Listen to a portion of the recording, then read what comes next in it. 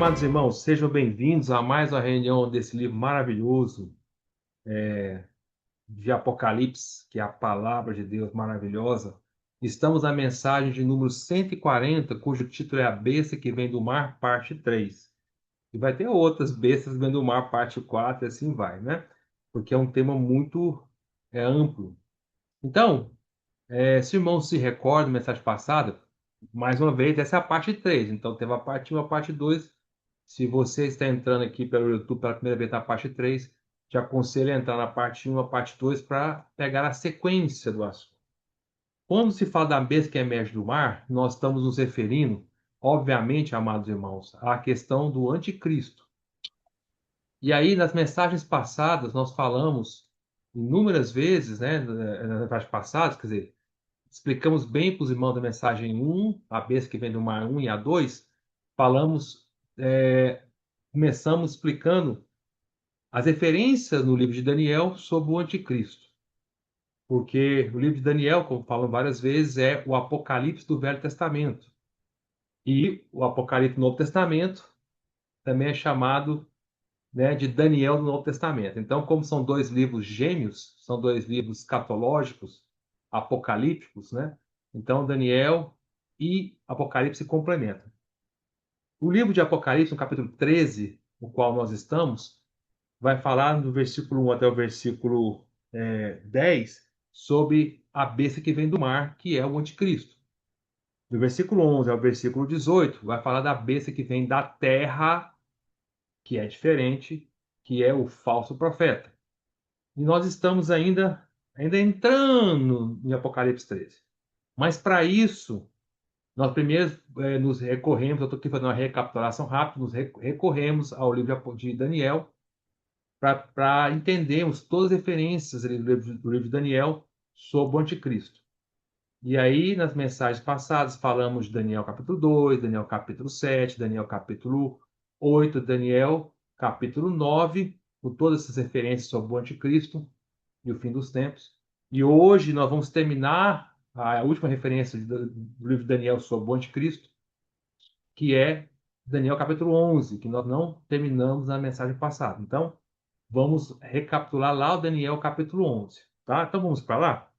Mas deixa a sua Bíblia aberta em Apocalipse capítulo 13, porque depois que terminarmos Daniel 11, já vamos direto para Apocalipse 13, tá bom? Então vamos lá para Daniel capítulo 11. Então, nós paramos na mensagem passada em Daniel 9, não vou voltar lá, por causa do tempo, e ficamos de falar de Daniel capítulo 11.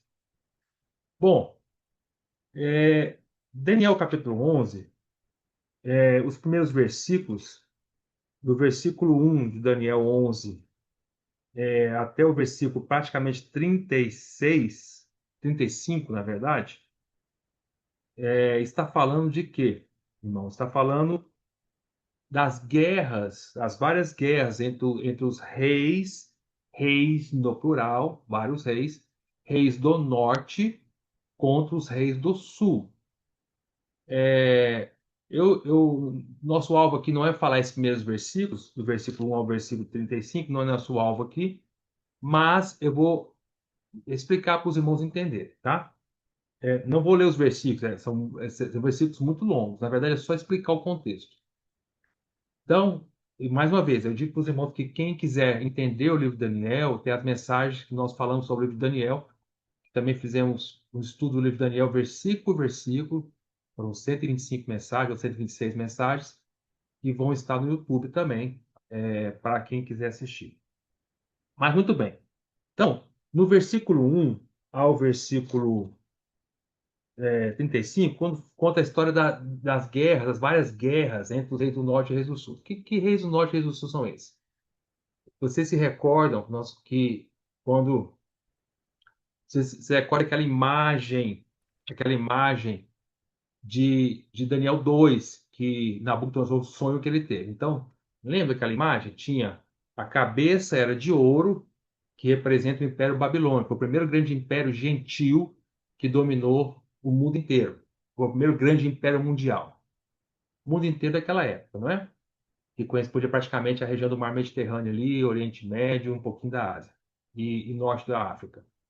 Então, depois de Nabucodonosor dominou o povo gentil, né? Passou pela terra de Israel, dominou Israel também. Aí depois do Império Babilônico, que era a cabeça, veio o próximo império que dominou o Império Babilônico, dominou a mesma área e até ampliou a área de dominação do Império Babilônico, que era o império seguinte, daquela imagem que era o peito e os braços de prata, né? Um braço e um peito, outro braço e outro peito. Então era o Império Medo-Persa. Um lado era o Império Medo, da Média, e outro lado era o Império Persa. E eles se uniram, por isso formaram dois peitos e dois braços. Era o Império Medo-Persa, né? Dario representando o Império Medo, praticamente o mais famoso deles, e o Persa Ciro. Mas claro que houve outros reis de cada um dos impérios, mas eles fizeram a coalizão, sendo que a parte persa era mais forte. Depois do Império Medo-Persa, o próximo império que veio foi o Império Grego-Macedônico, de Alexandre Magno, Alexandre o Grande. Então, Alexandre o Grande ele veio rapidamente, dominou o Império Medo-Persa, né? Venceu o Império Medo-Persa, dominou tudo que o Império Medo-Persa dominou. Toda aquela região onde estava sob o domínio do Império Medo-Persa, Alexandre veio e expandiu mais ainda o Império, né? Chegando até a Índia, praticamente. Então, aí, quando chega no Império Macedônio Grego, né, que na imagem é representada pelo lombo e quadril de bronze, né, vocês se recordam o que aconteceu? Ele foi muito rápido, Alexandre o Grande, porém, acho que foi 12 anos, salvo engano aqui, de reinado dele. Mas ele morreu rapidamente. Uma das suas campanhas no Oriente, ele morreu de uma morte misteriosa, uma febre que não se sabe o motivo. E aí os seus quatro generais assumiram o império, correto? Desses quatro generais, eles inicialmente assumiram e começaram a dividir o império em quatro regiões, porém começaram a brigar entre si. E no final das contas, do resultado das guerras, das várias guerras entre eles, sobraram dois generais só. O império ficou dividido entre dois, praticamente. O general do sul, que era representado pelos Ptolomeus, Ptolomaico, né? Que veio lá de Ptolomeu, o general Ptolomeu, aí veio Ptolomaicos, e o rei do sul, ele dominou, o general que dominou a região sul, ele dominou aquela região ali do norte da África, estendendo até Israel, praticamente ali. E o rei do norte veio de Seleuco, né? Que foi chamado os Seleucidas. Por que Seleuco? Porque deles, eu não estou falando assim, dominou, esses generais morreram e seus descendentes foram provocando briga, tá? Então veio uma geração. Do sul, o general Ptolomeu veio os Ptolomeu, Maicos, e o general do norte, Seleuco, veio os Seleucidas. Aí nós explicamos para os irmãos que teve vários Antíocos, né? Dessa origem do General do Norte, do General do Norte, né? Do Seleucus, teve vários reis. E um deles era Antíoco I, Antíoco II, Antíoco Epifânio, que foi o mais famoso deles, né? Foi um símbolo do anticristo, lá no capítulo 8, falando sobre isso para vocês. E eles, quando chega aqui no Daniel 11, quando fala dos reis do norte e do sul, é justamente as várias brigas, guerras entre os generais que originaram do norte, que é os Seleucidas, guerreando com os reis do sul, que eram os origens do Ptolomeu, do Ptolomaicos, que veio lá de Ptolomeu. Quando eu digo reis, porque assim, morria um rei, aí o filho dele assumia, morreu o outro lá do rei do norte, o filho dele assumia, por isso são reis. As brigas não paravam. E eles ficavam, os seus impérios, a extensão dos seus impérios ia mudando. Então tinha hora que o Império do Sul estendia mais, avançando pelo norte, porque conquistava parte do Império do Norte, aí tem hora que o Império do Norte reconquistava aquilo e avançava sobre o Sul, e ficava aquela guerra intensa. Então, Daniel 11, versículo 1 até o versículo 35, fala dessas várias guerras, dessas várias entre os descendentes do norte e descendentes do sul, entre os Seleucos e os Ptolomaicos. Das guerras imensas. E, na verdade, é uma aula de história. Maravilhoso. É claro que não é nosso alvo da mensagem hoje aqui, eu estou só contextualizando, mas se quiserem saber, é tremendo. Porque o que Daniel descreve em termos de profecia Na época era profecia para Daniel, para nós hoje tudo isso já é passado, né, já virou história, mas para Daniel era futuro. Ainda Daniel estava muito longe, séculos e séculos de distância disso, né? Estava cerca aí de, se salvo engano também, estou falando tudo de cabeça, sabe, cerca de 300, 400 anos de 300 400 anos de diferença do cumprimento da profecia que ele viu, que Deus deu para ele em Daniel 11. Então, depois que ele viu, 300, 400 anos depois, que pôde se realizar essas profecias. E quando a profecia vai se acontecer, é exatamente com as descrições que Daniel foi descrevendo entre a Bíblia dos Regionais do Norte e do Sul. Tá? Então, todos esses versículos, do versículo 1 de Daniel 11 até o 35, é essas guerras entre os regionais do Norte e do Sul. Tá? Com detalhes, que não é o alvo da nossa mensagem de hoje. Foi só para contextualizar os irmãos. Aí, agora vamos entrar na mensagem. Quando chega no versículo. Aí eu quero que vocês observem na Bíblia, vocês aí. Quando chega no versículo 31, Daniel está descrevendo justamente um dos mais famosos reis que originaram do lado norte, dos Seleucidas, né? Que é o Antíoco Epifânio. Que ele, falamos na mensagem passada exaustivamente sobre ele, o Antíoco Epifânio, Epifânio quer dizer o grande, né? Ele se achava o poderoso, o grande, isso quer dizer Epifânio, né? ele, ele se achava Deus, ele se achava como o próprio Deus, né? E, e o Antigo Epifânio foi um símbolo do anticristo que vai vir. Uma prefiguração, pré-figuração. Quando fala pré-figuração, pré quer dizer antes, figuração é uma figura que surgiu antes do verdadeiro anticristo que vai surgir em Apocalipse nos últimos 7 anos desta era. Então, ele era um símbolo, né, uma sombra do verdadeiro anticristo. Então, muitas das coisas que o Antigo Epifânio fez, o anticristo também fará, já que o Antigo Epifânio era um símbolo, uma pré-figuração, tá? É aquilo que nós falamos na mensagem passada também da profecia que tem duplo cumprimento. Quando você olha longe, parece ser uma coisa só. Quando você chega próximo, você vê que são duas coisas, estavam uma atrás da outra, e parecendo ser uma coisa só. A história que eu falei para você da questão da visão de montanha, lembra? Quando você está muito longe da montanha, parece que é uma montanha só. Quando você chega próximo, você vê que na verdade não era uma montanha, são duas, com um vale entre o meio, um espaço entre as duas montanhas, mas como tem uma montanha atrás da outra, você olha a distância, ó, olha na câmera, está vendo só a mão da frente. Quando você chega próximo, você vê, na verdade, que são duas mãos, certo? Com espaço entre uma e outra. Mas a distância parece ser uma coisa só. Vai chegando próximo, vai ver que são duas, né? Então, muitas profecias da Bíblia são assim, tem duplo comprimento. Quando você olha a distância, parece ser uma coisa, só uma profecia só sobre um evento, mas quando chega próximo, vai ver que são dois eventos muito parecidos um com o outro, com espaço e tempo entre eles, tá? Então, a Antiga Epifânia é isso. Então, vamos lá. No versículo, dito tudo isso aí, explicado para vocês o contexto, vamos ler do versículo 31. O que está descrevendo desse 31 aqui é do Antigo Epifânio ainda. Porém, por que eu estou começando sobre já o Antigo Epifânio? O Antigo Epifânio já passou, ele viveu cento e poucos anos antes de Cristo, tá? Antes de Cristo, na época dos Macabeus. Porém, por que eu estou citando ele aqui ainda? Porque isso que ele fez, o Anticristo também fará, tá? Mas do versículo 36 em diante, vamos passar do 31, mas só para explicar para vocês antes de começar a ler. Do versículo 36 em diante, é exclusivamente versículos sobre o anticristo que virá. Por quê? Porque o anticristo não fez isso, tá? Então, quando chega no versículo 36 em diante, até o 45, nós sabemos que descreve exatamente o que o anticristo fará. Não se aplica mais ao passado, não se aplica mais ao Antigo Epifânio, porque não bate com a história do Antigo Epifânio. Até o versículo 35 é exatamente tudo o que aconteceu na história. Do 36 em diante, a história já não explica mais.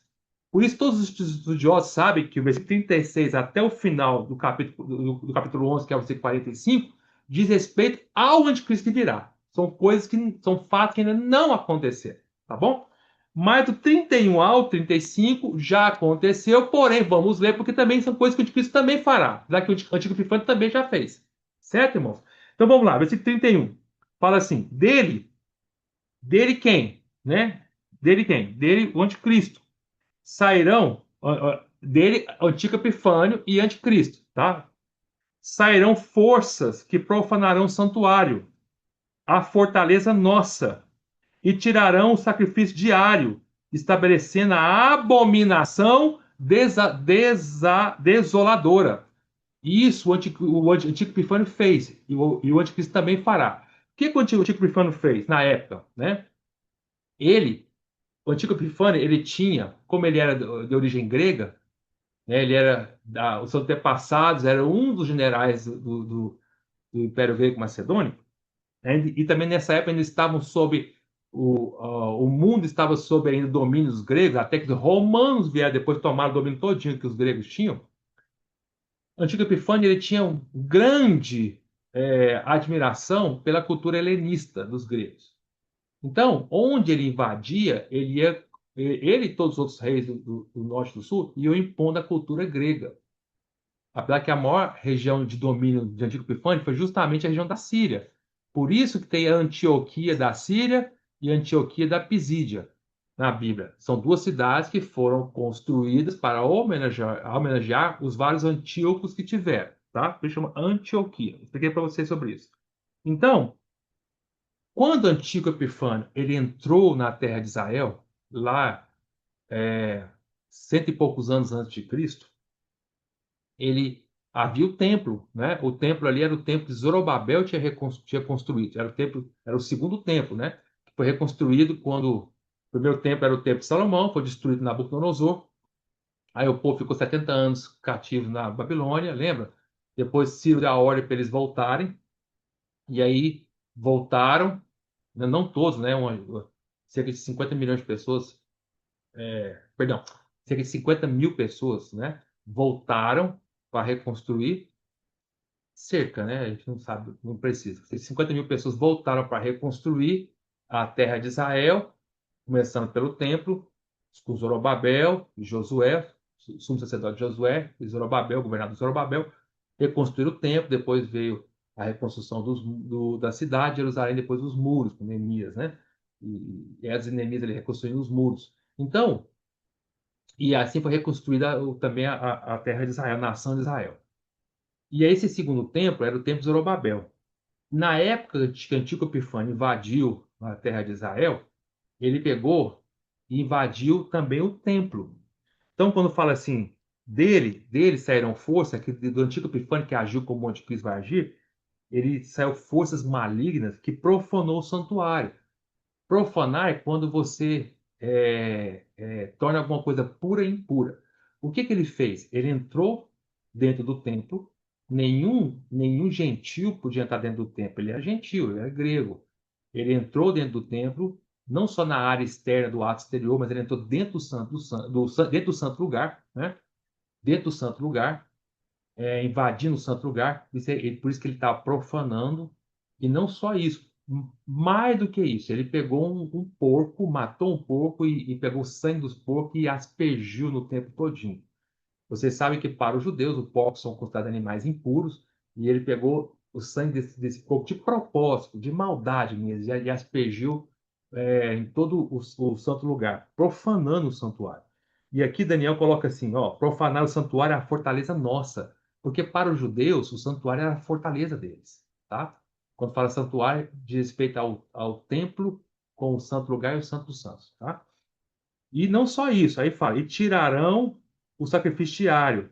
Daniel fala no futuro, tirarão, porque para Daniel ainda era futuro, mas para nós aqui já é passado, vendo a história do Antigo Epifânio, no entanto, também será futuro, porque o Anticristo fará justamente coisa muito semelhante, tá? Vamos falar primeiro do Antigo Epifânio, depois eu falo do Anticristo. Aí vamos continuar. E tirarão o sacrifício diário. E foi isso que ele fez.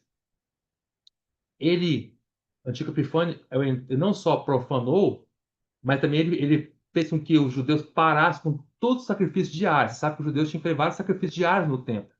Sacrificar animais, ali no altar de bronze, fazer todas aquelas ofertas pacíficas, entrar dentro do santo lugar, manter o candelabro iluminado, botando queimando incenso, aquela coisa toda, né? Trocar os pães da presença. Tudo isso ele mandou parar. Ele parou com tudo isso, ele tirou o sacrifício diário. Ele impediu dos judeus de fazer esse sacrifício no templo de Zorobabel ali. E pior, aí fala no final do versículo, estabelecendo a abominação desoladora. Eu falei para vocês várias vezes que essa expressão abominação desoladora diz respeito à imagem, não a uma imagem, tá? que Antíoco Epifânio colocou, ele colocou essa imagem, né, que na verdade, segundo a história, não era a imagem dele, era a imagem de Olímpio, do deus Olímpio dos gregos. Ele botou essa imagem dentro do templo, tá? E obrigou as pessoas a adorar essa imagem, porque ele queria forçar as pessoas a adorar a cultura grega, tá? E adorarem a ele como Deus também. Ele botou ele como se fosse o Deus Olímpio, como fosse a corporificação do Deus Olímpio que tinha chegado ali. Então, obrigando as pessoas a adorarem ele, tá? Isso é o que, isso é o que ele fez, Antigo Epifânio. E isso também o anticristo fará no futuro. O anticristo, você sabe, na época que o anticristo aparecer, o templo já vai ter sido reconstruído. Nós já falamos sobre isso para vocês. Até segundo a profecia de Daniel 9, da última semana, o templo será reconstruído. E os judeus já vão ter voltado a fazer seus sacrifícios, né? Porque hoje o templo não existe mais, né?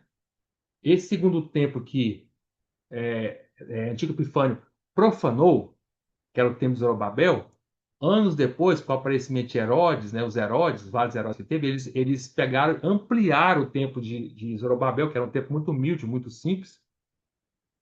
Era o templo mais simples, porque comparado com o primeiro templo, o templo de Zorobabel era o segundo templo. Comparado com o primeiro templo de Salomão, que tinha muita riqueza, né, foi um dos homens mais ricos da terra, o templo de Salomão era muito luxuoso, o templo de Zorobabel era simples. Porque o povo de Israel, quando voltou do cativeiro na Babilônia, eles não tinham recursos como tinha na época de Salomão. Então, eles reconstruíram um templo simples. Aí, quando vieram os Herodes dominou, governou a região de Israel ali, próximo da época do Senhor Jesus, Herodes era megalomaníaco. Então, ele queria agradar os judeus e fazer algo para o nome dele ser lembrado para sempre. Então, ele pegou, ampliou o templo de Zorobabel. Então, é o mesmo segundo templo, é o mesmo templo de Zorobabel, porém, ele ampliou, fez maior, reformou, fez reformas monstruosas para agradar os judeus e também para botar o nome dele naquele ali. Todos adoraram e falaram que era o templo de Herodes. Tá? E o templo de Herodes foi destruído no ano 70. Demorou 40 anos para ser construído. No ano 70 foi destruído pelo general Tito do Império Romano, na profecia de Daniel 9. Né? Vocês lembram disso, né? E daí em diante, então só teve dois templos. O primeiro templo de Salomão, o segundo templo de Zorobabel, ampliado para tornar-se o templo de Herodes. Foi destruído no ano 70 da nossa era, depois de Cristo, pelo general Tito do Império Romano. Daí para frente não há templo mais. Então, estamos aguardando a construção do terceiro templo, que vai ser quando o anticristo vai aparecer, tá? Então, o sinal da reconstrução do terceiro templo é um grande sinal para nós, da volta do Senhor. Por isso, nós precisamos ficar muito atentos com isso. E por que tem que ser reconstruído o terceiro templo? Pela profecia de Daniel 9, você sabe que o anticristo vai estabelecer uma aliança para que o povo de Israel volte a fazer seus sacrifícios, porque até hoje o povo de Israel não faz sacrifício. Para fazer sacrifícios hoje, eles precisam do templo. Eles precisam ter o altar de bronze, né, para fazer os sacrifícios, o lugar santo, para fazer as ofertas pacíficas, aquela coisa toda. Eles precisam do templo para isso. Então, eles não podem fazer sacrifícios, apesar que está no Velho Testamento, eles não podem obedecer isso, porque não pode ser feito isso fora do templo. Eles não têm o templo. Quando o templo for reconstruído, eles voltarão todos esses seus rituais. E o anticristo, quando aparecer no início da última semana de Daniel, no início dos últimos 7 anos, ele vai propiciar várias alianças com muitos dentro do povo de Israel, não com todo o povo de Israel, mas com muitos dentro do povo de Israel.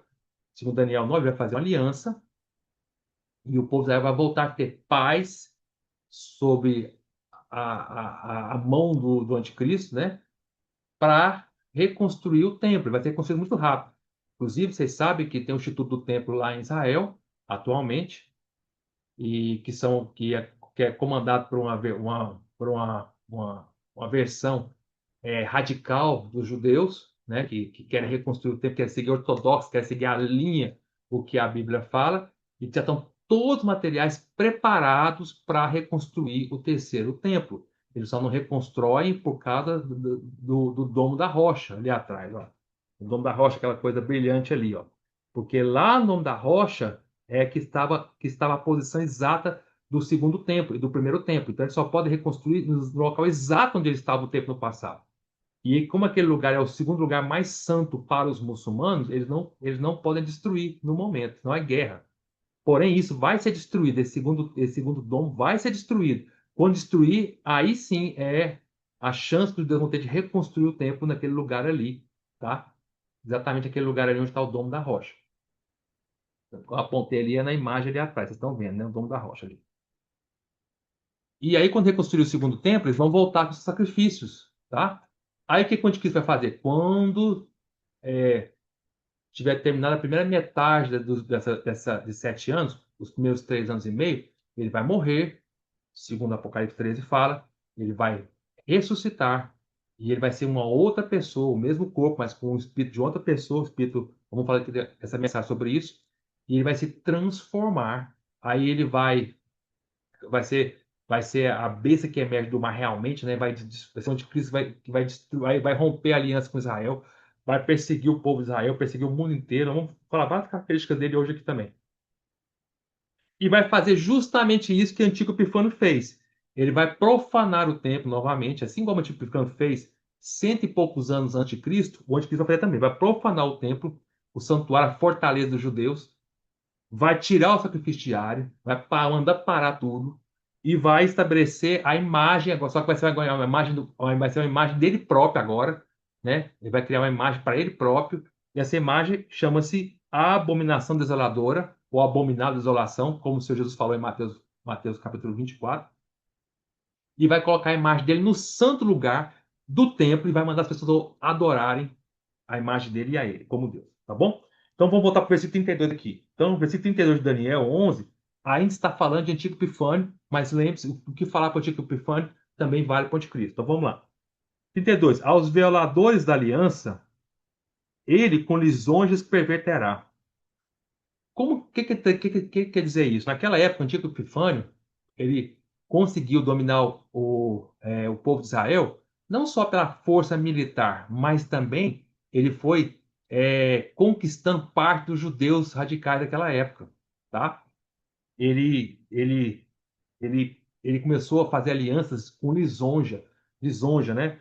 Ir lá, pegava um dos judeus lá e lisonjeava, oferecia cargos, oferecia poder, oferecia dinheiro, tal. Ele corrompeu vários judeus naquela época, Tico Epifânio.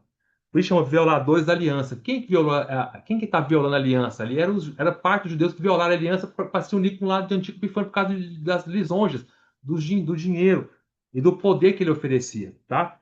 Falava assim, se você me adorar, eu vou te dar poder, eu vou te separar, tal região vai ser sua, do império aqui da região de Israel, você vai crescer, o senhor não vai crescer. Então ele oferecia poder, lisonjas, benefícios, tá? Antigo Epifânio fez isso. E o anticristo também fará isso exatamente igual, tá?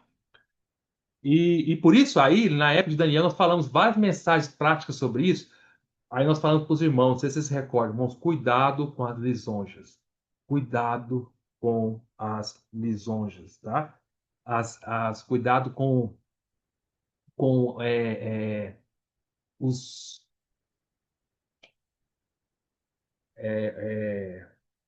lisonjas, né? Não sei se é a palavra aqui agora, né? Cuidado com falar bem, né?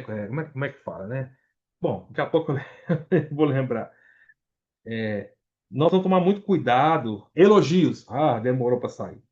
Cuidado com os elogios, né? Nós devemos tomar muito cuidado ao receber um elogio. Muito cuidado. Porque um elogio pode ser a tática do inimigo justamente para nos levar à queda. Nós falamos várias vezes, é melhor receber uma crítica do que um elogio. Muito melhor receber uma crítica do que um elogio. Então, Daniel 11, por exemplo, aqui ele fala, né?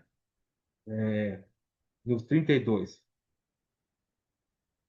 ele fala assim, né?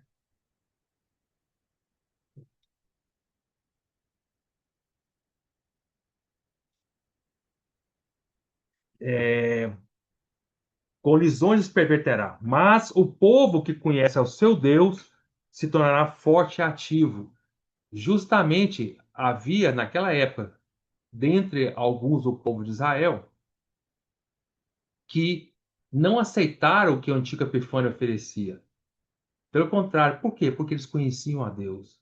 Eram judeus que amavam o Senhor. Quem era entre eles? Os macabeus, né? Justamente os macabeus, né? Os macabeus, eles não aceitaram as lisonjas de Antigo Epifânio, porque eles conheciam a Deus. Aí veio a revolta dos macabeus contra o Antigo Epifânio e acabaram conseguindo, né? Está escrito nos livros de Primeiro Macabeu e Segundo Macabeu, são livros históricos, tá? São livros apócrifos, está na Bíblia Católica, mas não tem revelação, mas tem princípio histórico. Como livros históricos, eles têm valor, tá? Não como livros de revelação. E lá conta a história, primeiro Macabeus, segundo Macabeus, né? Se eu não me engano, Júlio Macabeu, se eu não me engano, o nome dos principais deles, estão de cabeça, né? Eles conseguiram unir vários do povo para lutar contra Antíoco Epifânio e até pediram ajuda dos romanos. Os romanos ajudaram a vencer Antíoco Epifânio. Então, por que eles conheciam o seu Deus tornar forte e ativo? Porque eles não aceitavam. E aí tem vários princípios que nós aplicamos na época disso de Daniel, né, para a nossa vida hoje. Nós também precisamos ser esse povo que conhece o nosso Deus. Irmão e irmã, nós conhecemos o nosso Deus. Não é o Deus dos irmãos do passado. Não é o Deus de Paulo que nós devemos conhecer. Não é o Deus de Pedro. Não é o Deus de João. Não é o Deus dos grandes céus do passado, do Watchman Nee. Não é o Deus do irmão Lee. Não é o Deus de Martim Lutero. Não é o Deus de John Wesley. Não é o Deus de Charles Spurgeon. Não é Deus desses grandes servos do passado. Deve ser o nosso Deus. O Deus deles, eles conheceram. E nós precisamos conhecer o nosso Deus. O povo que conhece o seu Deus. Uma coisa igual Abel fala, Deus de Abraão. Sim, quando Isaac nasceu, o Deus era Deus de Abraão, mas um dia tornou-se Deus de Abraão e de Isaac. Também tornou-se o Deus de Isaac. E aí, quando nasceu Jacó, no início era só Deus do pai dele e do avô dele, das experiências do pai, das experiências do avô. Mas um dia tornou-se a experiência, Deus da experiência dele, Jacó. Quando Jacó começou a ter suas experiências de intimidade com Deus, aí Deus passou a ser Deus de Abraão, Deus de Isaac e Deus de Jacó. Nós precisamos conhecer o nosso Deus. Cada um de nós devemos ter experiências, porque conhecer o nosso Deus não é conhecer ele com conhecimento, mas é experiência. O povo que conhece o seu Deus se tornará forte e ativo. Conhecer da experiência do nosso Deus, nas experiências de fé, faz de nós fortes e nunca seremos passivos, mas ativos, servindo ao Senhor, lutando o bom combate, fazendo parte do filho varão, aqueles que lutam pelo propósito de Deus. Nunca seremos irmãos e irmãs passivos na vida da igreja, na igreja. Seremos irmãos fortes e ativos. E assim, esses que conhecem o Senhor e esses que tornam-se fortes e ativos nunca serão enganados pelo anticristo.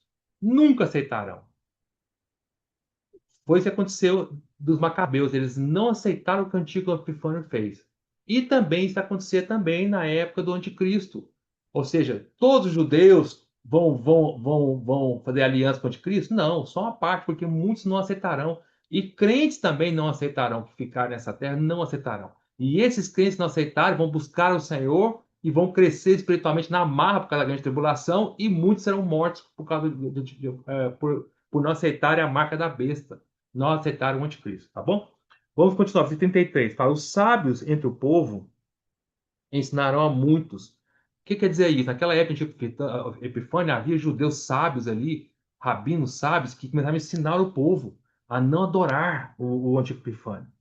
Também vai ser assim na época da grande tribulação. Né? Os que ficarem vão estar ensinando. Até as duas testemunhas, que Moisés e Elias, nós já vimos de Apocalipse 11, vão estar encorajando o povo a não adorar o anticristo. Todavia, versículo 33 fala: cairão pela espada e pelo fogo, pelo cativeiro e pelo roubo por algum tempo. Sim, foi o que o antigo plano fez. Esses que resistiam a ele, que não aceitavam ele, o que ele fez? Ele matou, ele prendeu, jogou na prisão, caíram para a espada, matou uns à espada, outros com fogo, até botava, queimava vivo. Outros botaram um cativeiro, prenderam, e outros roubaram tudo que eles tinham, tiraram terras, bens, tudo que eles tinham, deixaram sem nada, tá? Por algum tempo. Por algum tempo. Por que algum tempo? Ou seja, a tribulação nunca é para sempre. Deus, quando manda tribulação, as perseguições é por algum tempo. Na época de Epifânio aconteceu isso. Muitos judeus sábios, sábios, o que quer dizer sábios? Sábios porque eles conheciam o seu Deus. Não era cultos, não era, sabe que sábio vem de sabedoria. Sabedoria é diferente de conhecimento. Conhecimento pode ser simplesmente acúmulo de entender alguma coisa na mente. Sabedoria é algo que vem do espírito. Ou seja, conhece a Deus, conhece, sabe os conhecimentos de Deus na mente, porém tem experiências com Deus, por isso tornam-se sábios. Então, o sábio é muito mais elevado. E esses sábios eram chamados de judeus que conheciam o Senhor, tinham experiências com o Senhor, e eles estavam dispostos a serem mortos, presos, queimados, roubados, enquanto fosse necessário, por tempo necessário, por amor ao Senhor. E isso também vai acontecer, aconteceu com o Epifânio, e isso vai acontecer também na época da grande tribulação. Tá bom? 34. Ao caírem eles, serão ajudados com um pequeno socorro, mas muitos se ajuntarão a eles com lisonjas. Ou seja, também na antiga Epifânio, na época que alguns caíam, outros eram ajudados com um pequeno socorro. Que pequeno socorro, né? Na época, houve os romanos que vieram ajudar, houve outros que vieram ajudar a causa deles, né? Mas também eles eram enganados, porque muitos se juntaram a ele, a esses que resistiam ao antigo Epifânio, com lisonjas. De novo, a lisonjas. De novo, irmãos, é muito perigoso. A palavra lisonja, no original hebraico, né? Se eu não estou equivocado, é o que eu me recordo, né? A palavra lisonja, no original hebraico, ela tem da época de Daniel, se eu não me engano, ela tem um significado de algo escorregadio, sabia? Então, a origem da palavra lisonja em hebraico tem o mesmo significado de algo escorregadio, como se fosse colocado você sobre um chão instável, como se fosse alguém colocado sobre um chão cheio de sabão. Quando nós somos elogiados, nós estamos sendo colocados sobre um terreno altamente instável, facilitador da queda. Ou seja, nós estamos próximos da queda. Se nós não tomarmos muito cuidado, essa é a hora que nós caímos, espiritualmente falando. E o inimigo sabe disso. Justamente por isso, ele provoca lisonjas. Os elogios a lisonjas é para nos colocar numa situação próxima de cair. É a maneira sutil do inimigo nos levar à queda. Por isso, nós devemos tomar muito cuidado com isso. Já falei para vocês, né, da experiência do irmão Otmani, né? Ele chegou a um determinado lugar e deu uma mensagem, liberou uma mensagem para os irmãos, e a mensagem foi tremenda, cheia de vida, cheia de poder, maravilhosa. O sentimento dos irmãos naquela mensagem é como se o céu tivesse descido à terra. Foi tremendo, né? Foi algo, ou senão que a terra tinha levado aos céus. Os irmãos sentiram como se estivessem num ambiente celestial. Foi algo inacreditável, né? Maravilhoso. Aí terminou a reunião, um dos irmãos veio para o Monte e falou assim: Puxa, Monte, foi tremenda essa palavra que você falou. Foi uma bênção que você falou. Aí o Monte virou para ele e falou assim: Puxa, irmão, você sabia que isso que está me falando aí foi justamente o que Satanás me disse antes da mensagem? Que eu era uma bênção? E isso que você está falando foi exatamente o que Satanás falou para mim. Por isso, irmãos, voltando, fechando aqui a história, por isso nós devemos tomar muito cuidado. As lisonjas nos colocam em local altamente instável de terra movediça, de terreno propício à queda. Cuidado que nós precisamos ter com isso, tá bom? E aí aconteceu isso na época, 34. Muitos se juntaram a eles, né, para lutar contra o Antigo Epifânio, mas com lisonjas, mas eram falsos. Também vai acontecer isso na época da grande tribulação. Os que ficarem nessa terra, que vão não aceitar a marca da besta, vão lutar, muitos também vão se juntar como falsas pessoas com lisonjas, tá bom? 35. Alguns dos sábios cairão para serem provados. Tá vendo? Né? Quando fala da queda, alguns dos sábios cairão para serem provados. Os sábios caem, tá vendo? Tomar muito cuidado com isso, irmão. A lisonjas provoca a queda até dos sábios, tá? Para serem provados, purificados e embranquecidos até o tempo do fim. Tá vendo? Versículo 35 já começa a ser um versículo muito mais claro entre o antigo Epifânio e o duplo cumprimento do anticristo, tá? Vão cair para quê? Para ser provados. Também quer mais? Ser purificados. O que é mais? Ser esbranquiçado. Na época de Daniel, nós aplicamos tudo isso, essa sequência dos verbos. Isso vai intensificando. A prova é inicial. A prova produz purificação. E a purificação produz você ficar brancos, branquecidos, realmente puros de fato. Vai intensificando. O sofrimento produz prova, purificação, até o resultado final, que é embranquecidos, né? Até o tempo do fim. Porque se dará ainda no tempo determinado. Tudo é no tempo determinado por Deus. Bom, agora, versículo 36 em diante, até o 35, teve dupla realização com o anticristo no passado, perdão, com o antigo Epifânio no passado e com o anticristo no futuro. Do 36 em diante, aí é exclusivamente do anticristo, não diz respeito mais do antigo Epifânio que fez.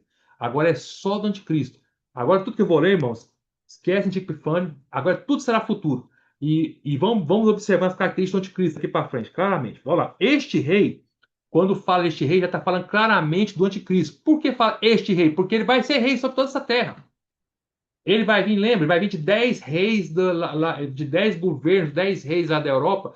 Ele vai quebrar três vai cair, ele vai levantar, e ele vai levantar sobre esses 10 reis, com a ajuda desses 10 reis. E ele será o rei nessa terra, vai dominar essa terra inteira, né, da grande tribulação, tá? Por isso é chamado de rei. Este rei fará a sua vontade, ninguém vai impedir ele.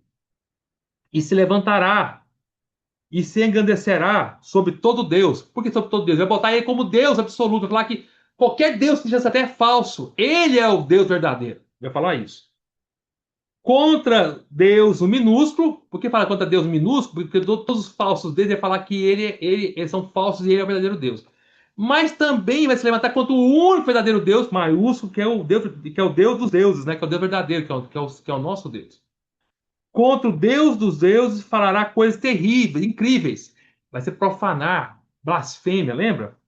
E será próspero. Próspero por quê? Porque tudo que ele fizer ele vai conseguir prosperar. Ele vai invadindo, vai sendo próspero, vai invadindo as terras, vai conquistando tudo, vencendo tudo, até que se cumpra a indignação. Que indignação de Deus contra ele. Vai ser próspero até que se cumpra. Até. Ou seja, Deus permite que o anticristo haja até o ponto que Deus quer. Ele é próximo. Até aqui você não passa mais de Cristo. Vocês vão ver em Apocalipse 3. Tudo que fala de Cristo é Deus permitindo, Deus permitindo que o Cristo faça as coisas. Irmãos, nada acontece sem a autorização do nosso Deus. Lembra, Apocalipse 13 é uma continuação lá, tudo começou em Apocalipse 4. Apocalipse 4 começa com Deus no trono absoluto desse universo. E Apocalipse 5 mostra o Cordeiro junto com Deus no trono. Daí para frente, tudo começa a ser aberto, todos os selos. Todos os selos começam a vir do trono. E a aparição do anticristo está dentro dos 7 selos. E os 7 selos vêm da mão do Senhor que vai abrindo. Tudo o que acontece é permissão da mão do Senhor que vai abrindo o rolo. Então só acontece porque Deus permite até o ponto que Deus quer, que o Senhor Jesus quer, até o ponto que Ele quer. Por isso que fala até que se cumpra a indignação. Porque aquilo que será determinado por quê? Por Deus, será feito.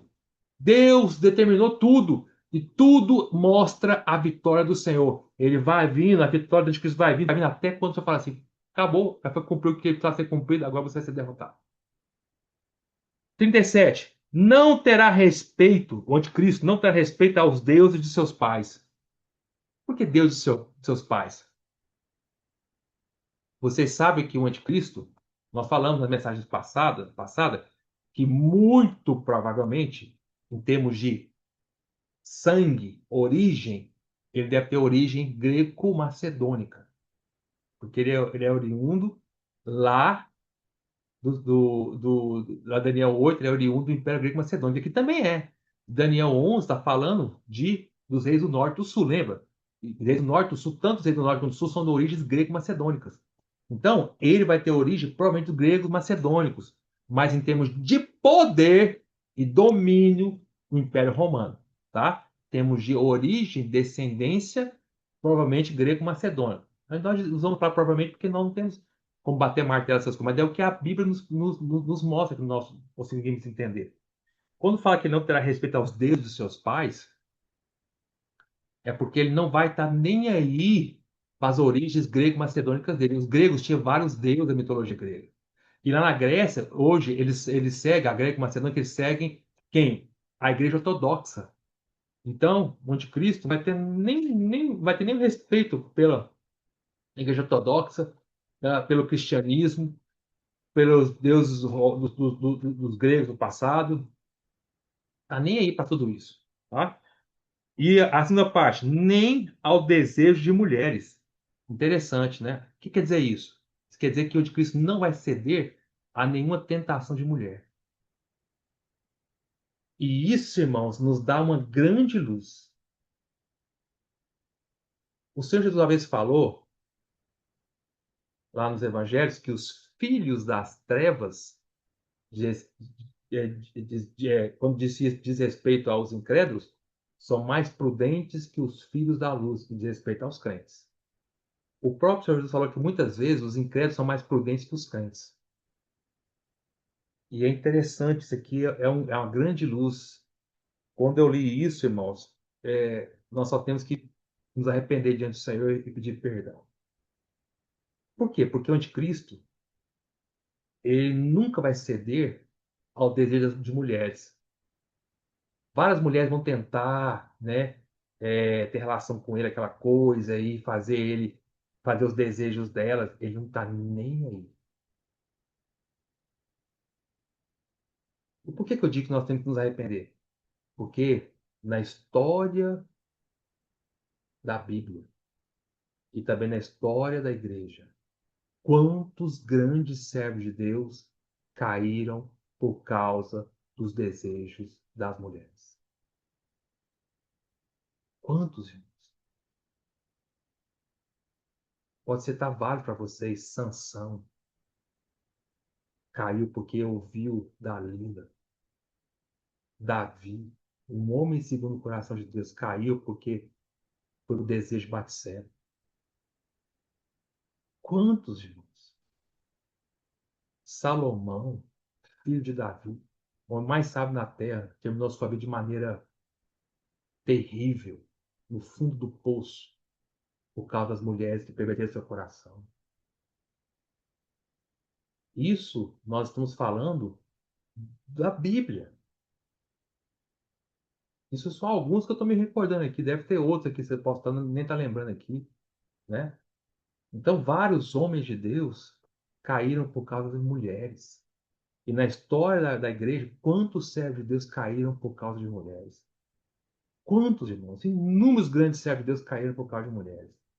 Mas o anticristo nunca aceitará cair por causa de cair entre aspas, né? Cair no seu propósito, na sua determinação por causa de uma mulher. Em nome de Satanás, em nome da abominação, ele nunca vai ouvir uma mulher. Ele vai estar tão focado na destruição que nenhuma mulher nunca vai fazer desviá-lo do seu propósito maligno satânico. Não é uma grande luz para nós, irmãos? Se não é para você, é para mim. O cuidado que eu preciso ter de estar buscando a presença para não cair também. Para amar o Senhor, o único verdadeiro Deus, de todo o meu coração, para nunca desviar o meu foco de Cristo e a igreja que o reino, para ouvir desejo das mulheres da carne. Enquanto o anticristo fará isso em nome de Satanás, quanto mais nós devemos fazer isso em nome do Senhor. Focar todo o nosso ser no Senhor de todo o nosso coração. Para Senhor, eu não quero ouvir nada que mulheres tentam me influenciar. Digo no sentido de pecado, tá, irmãos? Continua. Nem a qualquer Deus, porque sobre tudo se engrandecerá. Sobre tudo, quer dizer que ele vai se botar maior do que tudo isso que foi falado. Então, hoje precisa fazer isso. Ele vai se engrandecer sobre qualquer Deus, sobre o Deus único e verdadeiro que é o Senhor Jesus, sobre as mulheres, desejos da sua carne, e também sobre qualquer outro Deus. Ele vai colocar como se fosse acima de tudo e todos. 38. Mas em lugar dos deuses, honrará o Deus das fortalezas. Falamos muito isso na época de, de, de Daniel, né? Deus das fortalezas. Irmãos e irmãs, puxa vida, é um Deus minúsculo, tá vendo? É falso Deus, né? Mas isso aqui, irmãos, daria uma mensagem inteira para nós compartilhar, de aplicação. O que quer dizer que ele honrará o Deus da fortaleza? Ele vai honrar Satanás. E vai honrar o Deus da guerra. Quando fala fortaleza, está se despendo as guerras, tá? A força militar para destruir as fortalezas todas, que é um Deus. Poder militar. Você veja os mundos hoje, né? Eles, todos as guerras que tem hoje são os povos honrando o poder militar que eles têm, como se fosse o poder militar fosse um deus para eles. Olha o que é os Estados Unidos. Um ameaça com o outro usando o deus que ele tem. Né? Você está assim, oh, se você vier, eu tenho um deus poderoso de milhões, de milhões, milhões de mísseis, eu vou destruir você. A minha fortaleza é mais forte que a sua. E aí o Irã faz o oposto. Não, não, não, meu Deus, dos meus milhões de mísseis de ciência e poder bélico é maior do que o seu. A minha fortaleza vai vencer você. Aí vem a Rússia e fala: não, meu Deus é mais poderoso que o Deus da Ucrânia. E eu tenho mais força, mais mísseis, mais potência militar, nuclear, bombas nucleares, bomba de hidrogênio, seja o que for. E eu consigo vencer você. E vem a Ucrânia e fala: não, não precisamos de mais apoio dos demais deuses da guerra para vencer o Deus da fortaleza dos russos. Então, o anticristo vai honrar muito o poder militar. Isso é um lado da verdade, da interpretação de Deus das fortalezas no plural. Mas também existe o outro lado da interpretação. Ele vai honrar Satanás, que está por trás de tudo isso. Porque Satanás é chamado também o Deus das fortalezas. Sabe por quê, irmãos? Porque ele é o Deus, Deus falso, está Deus minúsculo, que tem a capacidade de criar na nossa mente fortalezas para ele se esconder. Ele é o Deus das fortalezas. Toda vez que nós permitimos que fortalezas criem na nossa mente, é o Deus, Satanás das fortalezas que está por trás disso. Se vocês se recordam, Paulo falou isso lá em 2 Coríntios. Pode deixar aberta aí a sua Bíblia em Apocalipse 10, ou, perdão, Daniel 11, desculpa. E vamos lá para 2 Coríntios, capítulo 10. Olha o que Paulo fala lá.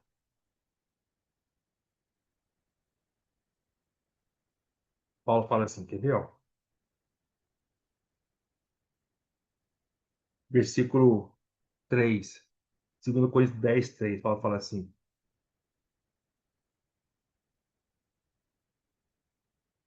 porque embora andando na carne, Paulo fala, não militamos segundo a carne. Militar é luta.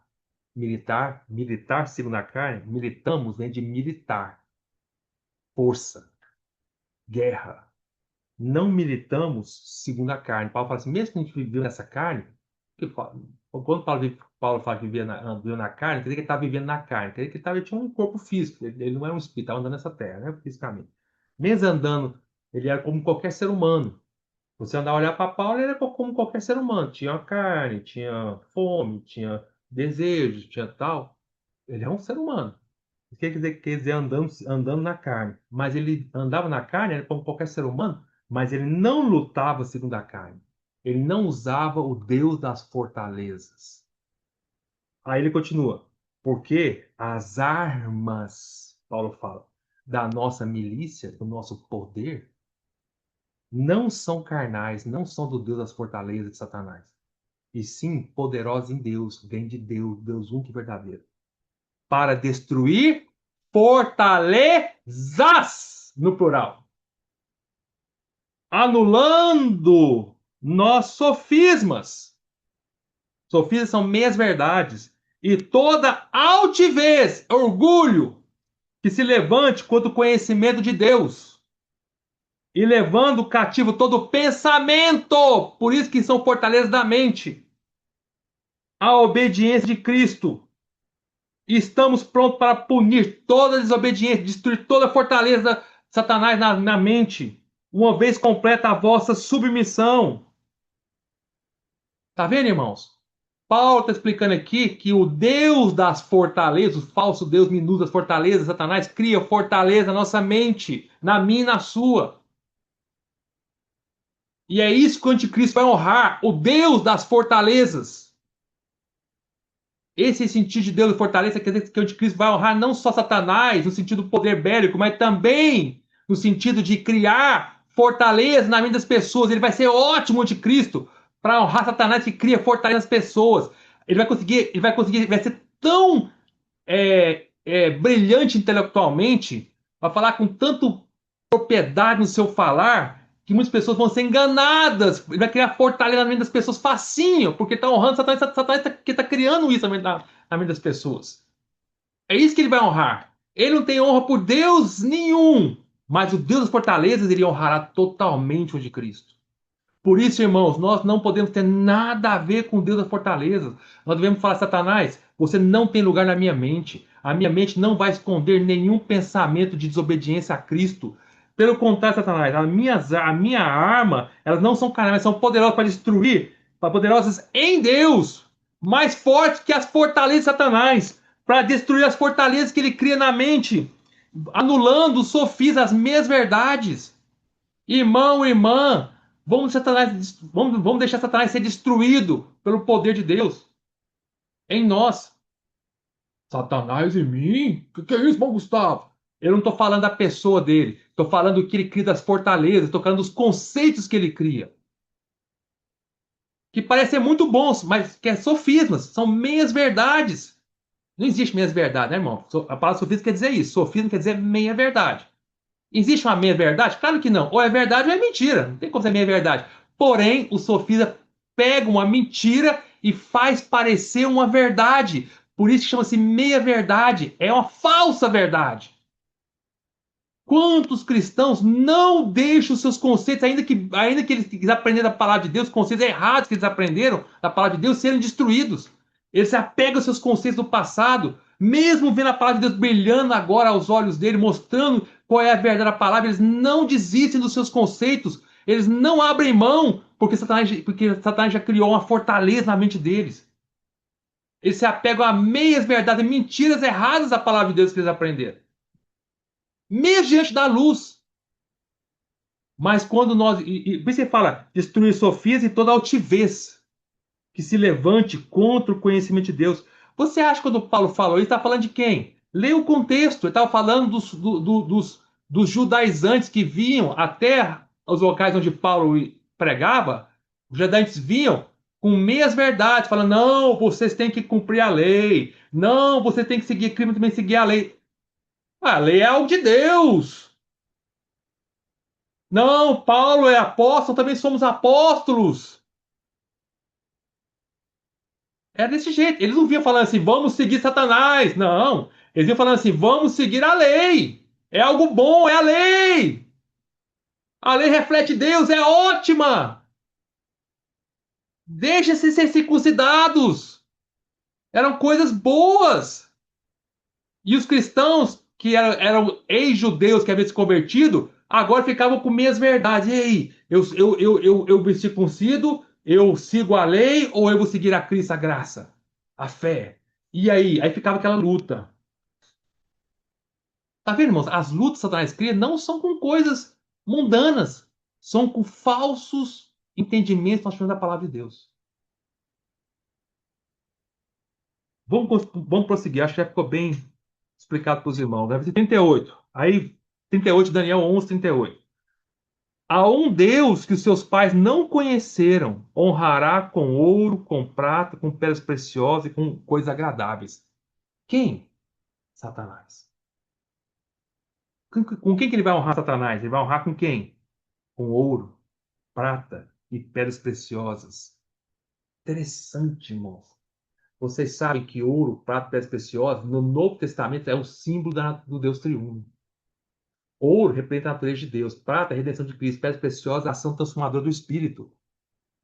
Ele vai tentar e vai agradar Satanás com, com essas três coisas, mas falsas.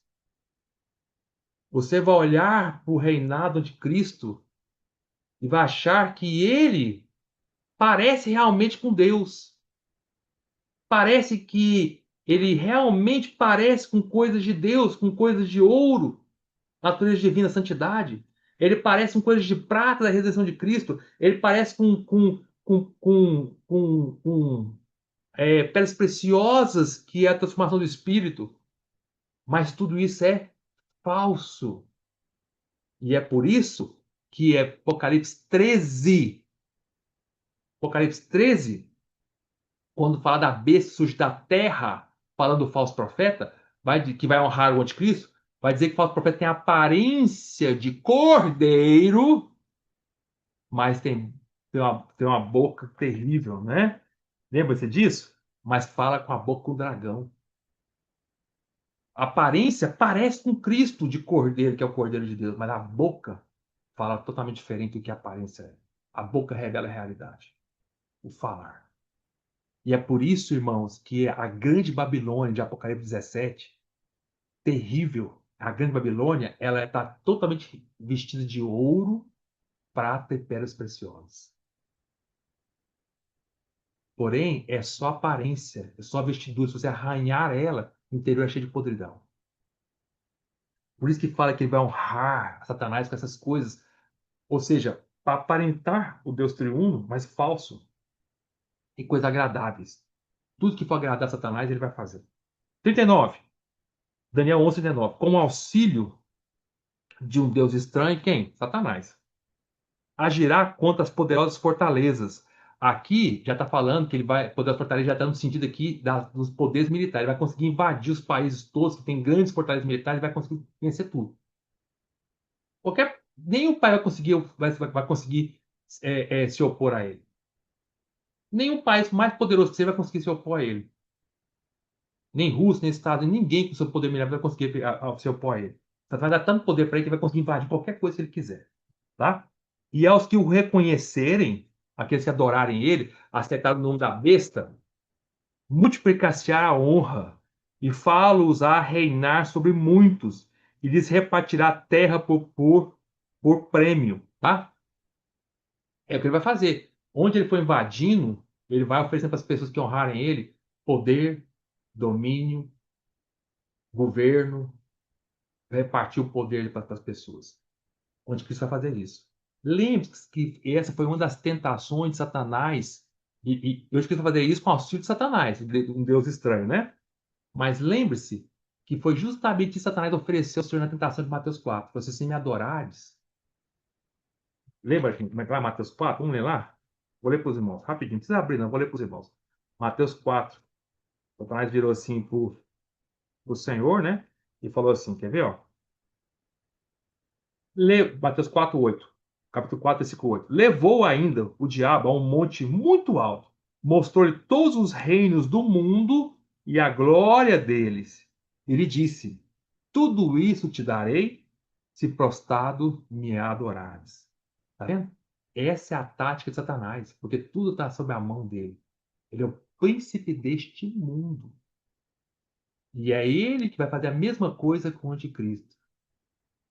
Como o anticristo vai ser a corporificação de Satanás, vai ser Satanás corporificado, claro, falsa corporificação, né? Não é igual o Senhor Jesus, que é a corporificação de Deus verdadeira. Não, ele vai ser a falsa corporificação de Satanás, mas vai fazer totalmente o que Satanás quiser. Ele vai receber todo o poder do anticristo sobre todos os reinos do mundo e a glória deles, e vai dar para quem ele quiser. Quem adorar a ele, adorar a ele, o anticristo é adorar Satanás. Vai receber o poder que vai repartir para as pessoas. Tá? Voltando aqui para o Daniel, né? Versículo 40, Daniel 11, 40. No tempo do fim, ó, tempo do fim, o que que é? Está falando dos últimos 3 anos e meio desta era, né? A grande tribulação. Na verdade, os 7 anos, na verdade, ali, né? O tempo do fim, o rei do sul lutará com ele. O rei do sul já é aqueles que vieram da região sul de Israel, tá?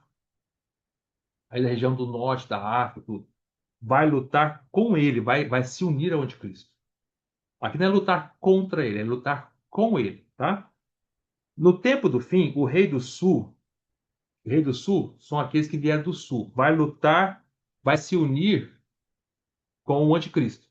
Porque o contexto aqui, o rei do norte é o anticristo, tá? Isso que eu vou falar para vocês. E o rei do norte se arremeterá contra ele, né? O rei do norte é o anticristo que vai se arremeter contra o rei do sul. O rei do sul vai vir se unir a ele, mas ao se unir, ele engana e vai contra ele, tá? Contra ele com carros, cavaleiros e com muitos navios. Você está entendendo? E entrar nas suas terras. E o anticristo vai entrar nas terras do rei do sul. E as inundará e passará. Onde ele foi invadindo, ele vai inundando e vai passando, dominando. Tá? É porque aqui, no contexto do capítulo, é a luta do rei do norte contra o rei do sul, certo?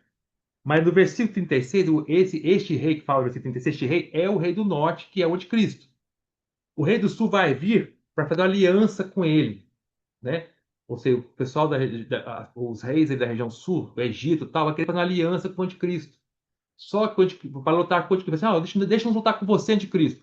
O anticristo fala assim, tudo bem. Só que quando ele fizer tudo bem, ele é falso, ele quebra aquilo ali, trai o rei do sul e vai contra ele, contra os seus exércitos, contra o rei do sul que se ofereceu uma aliança. E ele sai invadindo a terra do rei do sul ali, dominando tudo, tá? Com seus exércitos. É esse o significado, tá? Versículo 41. Entrará também, quer dizer, o rei do norte, que é o anticristo, entrará também na terra gloriosa. O original hebraico é terra maravilhosa. Diz respeito à terra de Israel, tá? Vai entrar na terra de Israel, ele vai invadir, ele vai tentar invadir a terra de Israel, você sabe disso, vai até fazer um cerco contra Jerusalém ali, na Guerra do Magedon. E muitos sucumbirão, vai matar muito judeu. Nós vamos ver isso nas profecias de Zacarias, vamos ver isso também lá em Apocalipse. Mas do seu poder escaparão estes, lembra? Nós falamos de Edom, Moabe e as primícias dos filhos de Amon. Essa região, Edom é a região ali do sul de Israel, do Negueb, tá? Do deserto Negueb.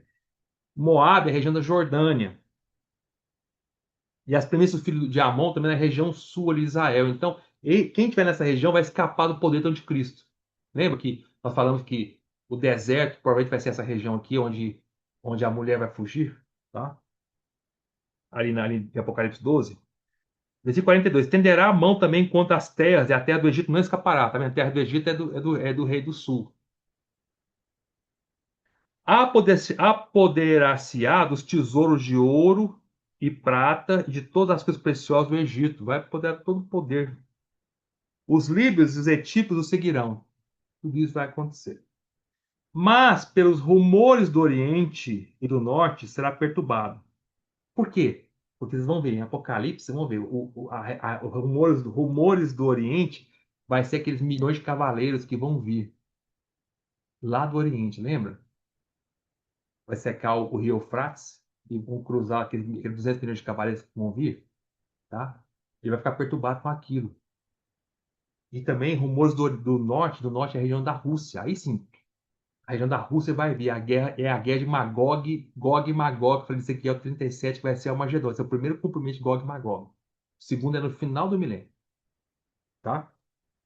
E sairá com grande furor para destruir e exterminar a muitos. Né? E ele vai ficar vai louco contra isso aí lá em relação à guerra do Magedon.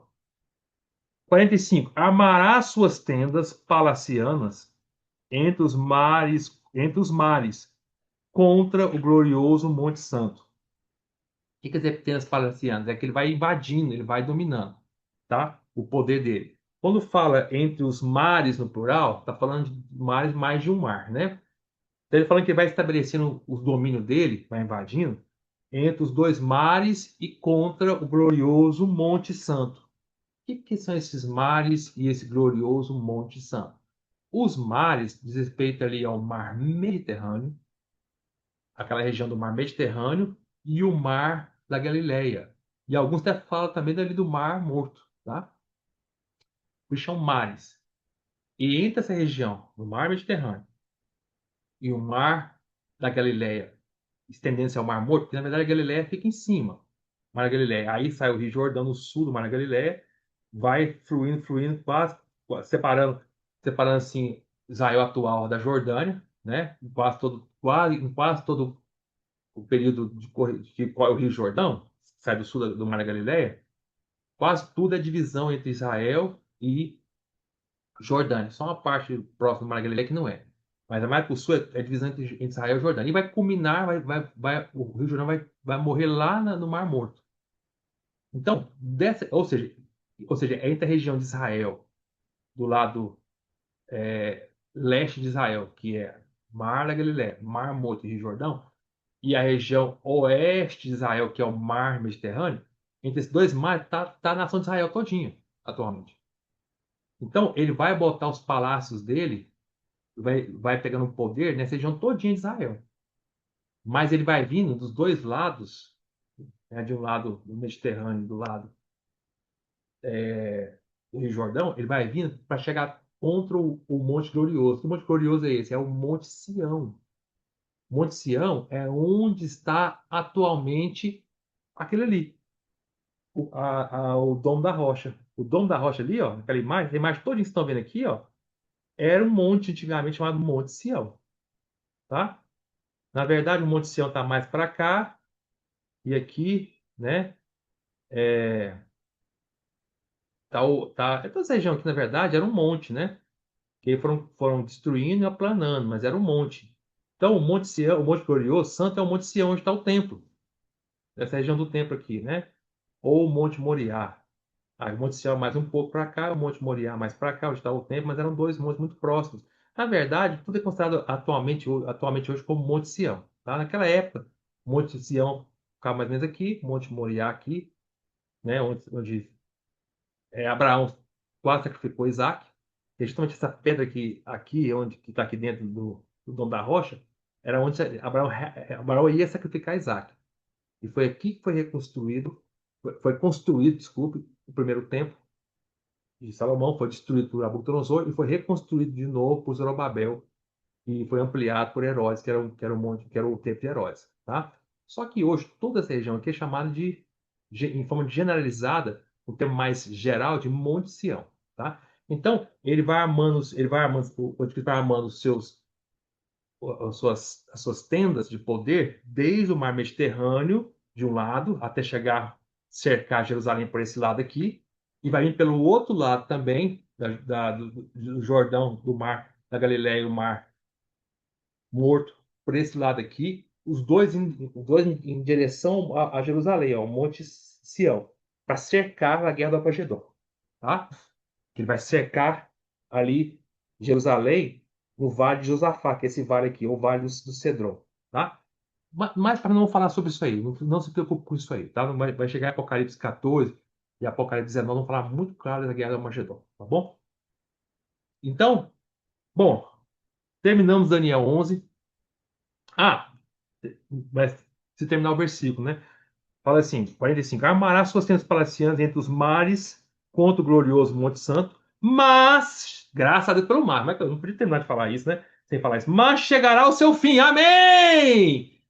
O Senhor vai permitindo, vai armando suas tendas, vai armando suas tendas, vai cercando Jerusalém. Mas, na verdade, quando Deus vai permitindo que ele vai cercando Jerusalém dos dois lados, é justamente o que o Senhor quer.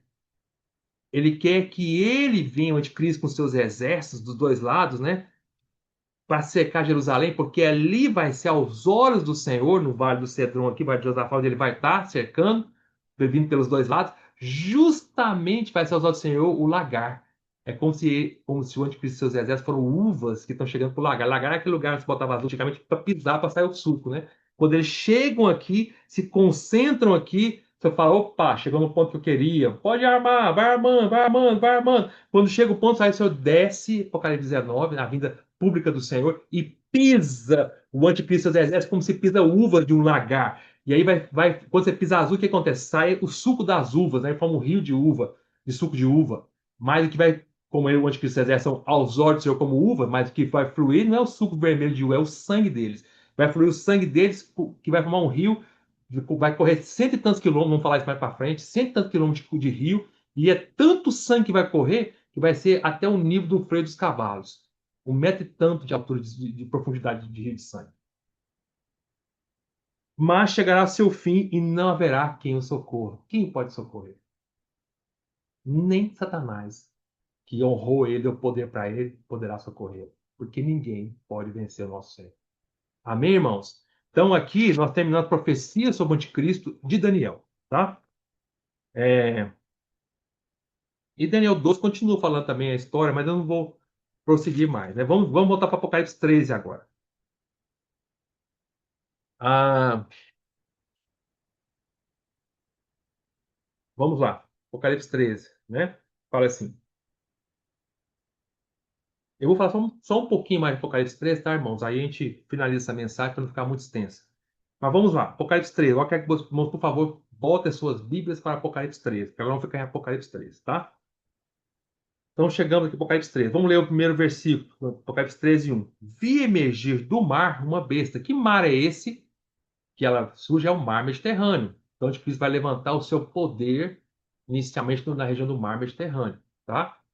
Isso é de acordo com o que Apocalipse 13 fala, também de acordo com as profecias de Daniel. Leia Daniel 7, quando começa a falar das bestas que vão surgindo, surgem sempre do grande mar, que é o mar Mediterrâneo. E nós acabamos de ler também Daniel 11, que ele vai vir o poder dele na região do Mediterrâneo, do mar Mediterrâneo também, tá bom? Então, vi emergir do mar. Quando fala de mar aqui na Bíblia, no contexto de Apocalipse, mar sempre diz respeito, irmãos, a. Aqui é o mar Mediterrâneo, mas o contexto de mar sempre diz respeito a povos gentios. Não tem nada a ver com os judeus. Povos gentios, ao mundo gentil, tá? Quando fala de nascer do mar, não é que ele vai. Quando fala nascer do mar Mediterrâneo, não é que ele vai sair dentro da água do Mediterrâneo. Não tem nada a ver com isso, tá? Estou falando que quando fala que ele vai surgir, o abismo surge do mar, é que ele se levanta na região de onde o mar Mediterrâneo banha, tá? Aqueles países da Europa ali, pegando o Oriente Médio, pegando o norte da África, ali que é o poder dele, principalmente da Europa. Ele vai vir da Europa ali, daquela região, tá? É a região do mar Mediterrâneo. Não tem nada a ver com a água do Mediterrâneo. Porém, eu quero que nos entendam que no contexto de Apocalipse, quando fala de mar, está se referindo ao povo gentil, ao mundo gentil, que não tem nada a ver com os judeus. E quando fala de terra, está se referindo à terra de Israel, tá? Porque a próxima besta no versículo 11 vai emergir da terra. Fala, ó, versículo 11, Apocalipse 13, vi ainda outra besta emergir da terra. Aí a terra aqui é a terra de Israel. Bom, Gustavo, como é que você sabe disso? Que o mar é o povo gentios, ou seja, o mundo inteiro gentil, que não é judeu, gentil é quem não é judeu, e a terra é a terra de Israel, tá? Vou mostrar para vocês. Por exemplo, ó, vamos lá, para vocês entenderem. Apocalipse 17, olha lá, versículo 15. Olha o que fala ainda, ó.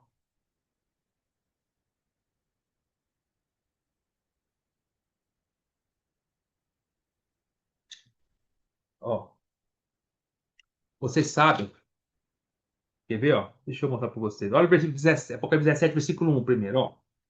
Veio, Apocalipse 17, versículo 1. Veio um dos sete anjos que tem as sete taças e falou comigo, dizendo, com João: Vem, mostrar-te-ei o julgamento da grande meretriz, que se acha sentada sobre muitas águas. Então, quando chegar a Apocalipse 17, nós vamos explicar quem é isso aqui. A grande meretriz é a Igreja Católica. E as muitas águas são a região do mundo gentil, onde a Igreja Católica tem domínio. Tá? Se você olhar aqui no versículo 17, fala sobre muitas águas. Ah, tá bom. Aí a interpretação sua. Então tá. Então vou para o versículo agora 15, no mesmo capítulo. Falou-me ainda. Aí o anjo vai explicar. As águas que viste, onde a mesa está sentada, são povos, multidões, nações e línguas. Tá? Quando fala povos, multidões, nações e línguas, obviamente está excluindo o povo de Israel. Porque o povo de Israel não é nação, é nação. E não é língua, é uma língua só. Hebraica, é uma nação só. Tá? E não é povos inteiros, é um povo só. Então está falando de todos os mundos gentios, exceção do mundo de Israel, do povo de Israel. Tá? Por isso que águas, mar, diz respeito ao mundo gentil. E terra, na Bíblia, é a terra de Israel.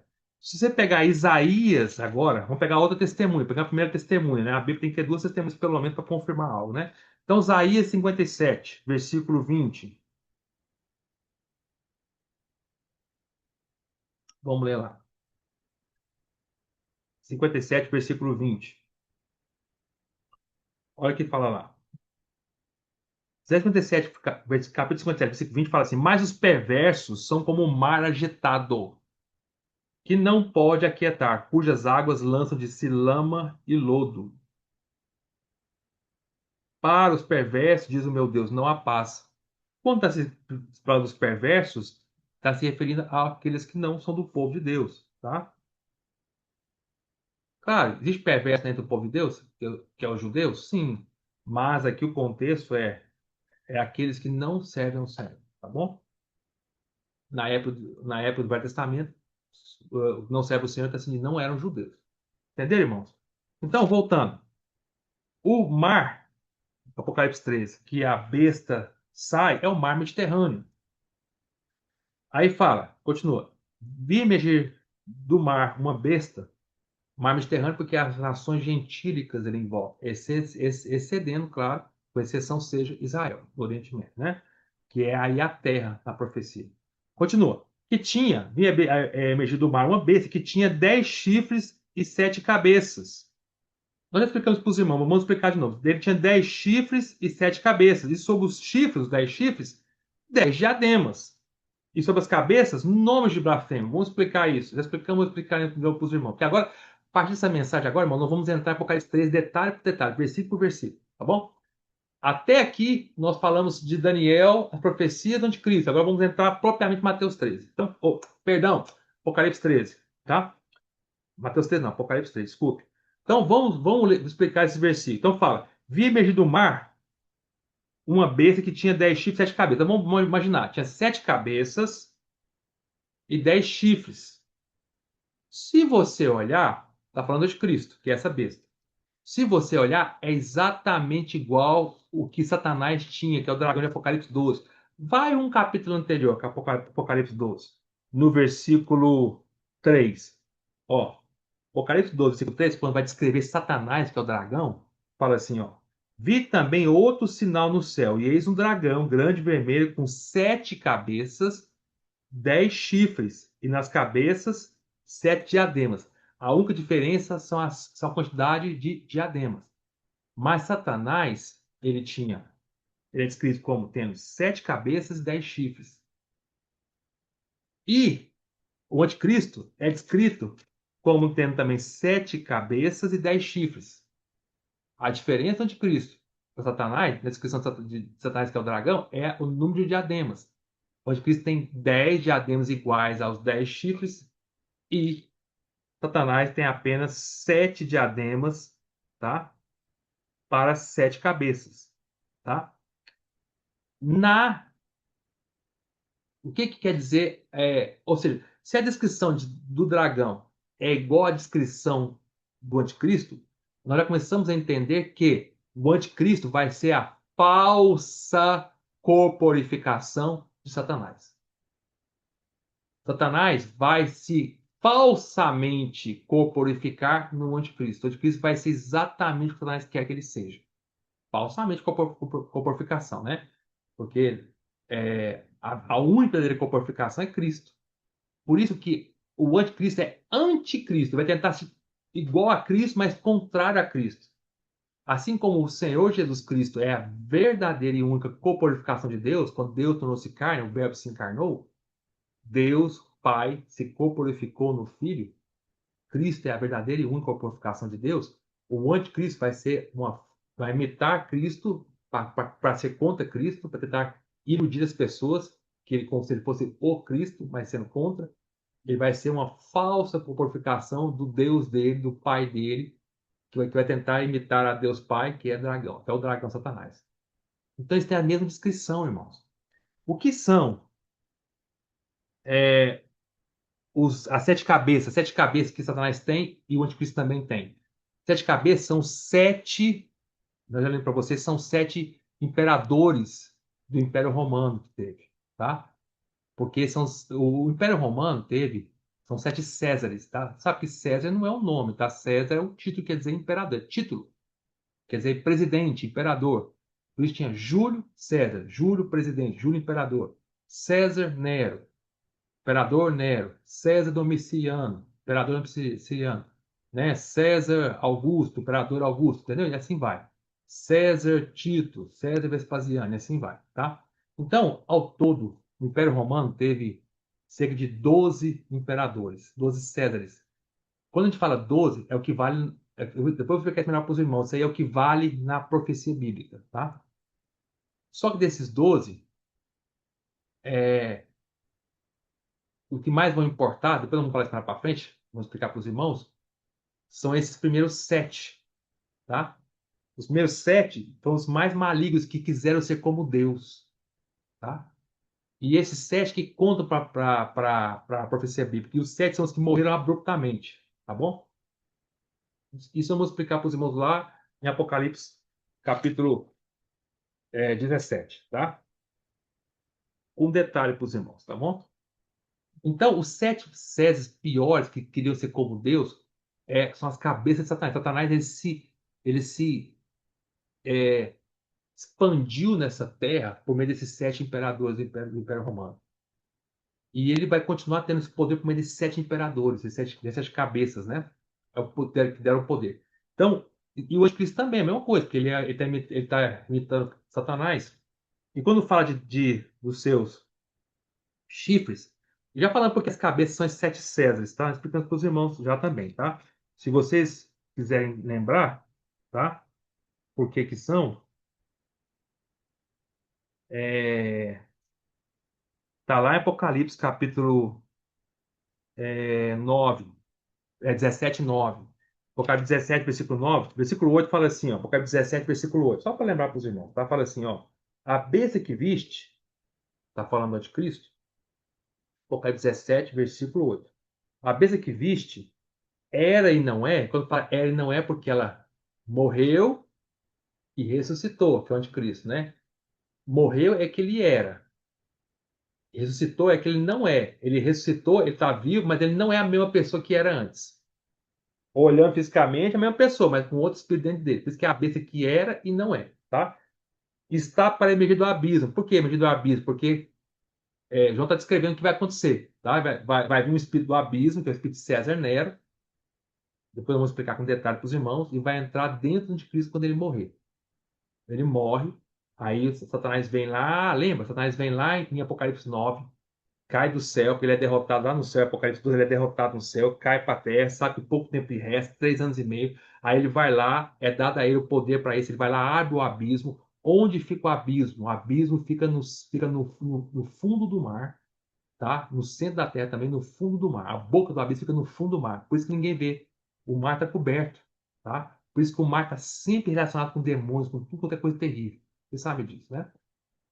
Aí ele vai lá, abre o fundo do abismo, sai o espírito de César Nero, que foi o quinto César, que é o número 5 dessas 7 cabeças, e vai e entra dentro do corpo do anticristo morto.